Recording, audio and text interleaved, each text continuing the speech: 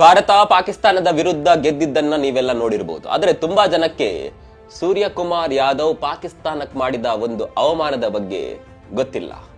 ನಾವೆಲ್ಲ ಗೆಲುವಿನ ಸಂಭ್ರಮದಲ್ಲೇ ಇದ್ದೇವೆ, ಆದ್ರೆ ಸೂರ್ಯಕುಮಾರ್ ಯಾದವ್ ಆ ಗೆಲುವಿನಲ್ಲೂ ಕೂಡ ಪಾಕಿಸ್ತಾನಕ್ಕೆ ದೊಡ್ಡದೊಂದು ಅವಮಾನ ಮಾಡಿಸಿದ್ದಾರೆ. ಹೇಗೆ ಅಂತ ಕೇಳಿದ್ರೆ, ನಮ್ಮಲ್ಲಿ ಬೂಮ್ರಾ ಅನ್ನುವಂತ ಬ್ರಹ್ಮಾಸ್ತ್ರ ಇದೆ, ಬೇರೆ ಬೇರೆ ಬೌಲರ್ಗಳಿದ್ದಾರೆ, ವರುಣ್ ಚಕ್ರವರ್ತಿ ಇದ್ದಾರೆ. ಅವರೆಲ್ಲ ಇದ್ರೂ ಕೂಡ ತಿಲಕ್ ವರ್ಮಾಗೆ ಬೌಲಿಂಗ್ ಕೊಟ್ಟು, ರಿಂಕು ಸಿಂಗ್ಗೆ ಬೌಲಿಂಗ್ ಕೊಟ್ಟು ನಮ್ಮ ಅರ್ಧ ಟೀಮ್ ನಲ್ಲಿ ನಿಮ್ಮನ್ನು ಸೋಲಿಸ್ತೇವೆ ಅನ್ನುವಂತ ಸಂದೇಶವನ್ನ ಪಾಕಿಸ್ತಾನಕ್ಕೆ ರವಾನೆ ಮಾಡಿದ್ದಾರೆ.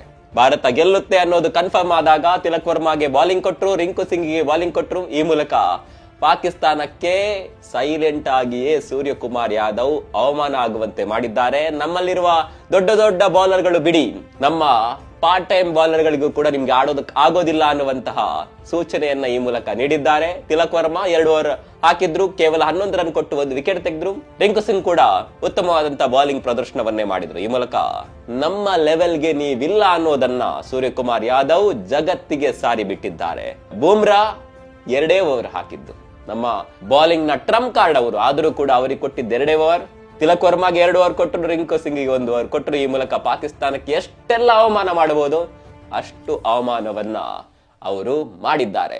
ಭಾರತದ ಈ ಬಿಗ್ ಸ್ಟ್ರಾಟಜಿ ಬಗ್ಗೆ ನಿಮ್ಗೆ ಏನಿಸುತ್ತೆ ಕಾಮೆಂಟ್ ಮಾಡಿ.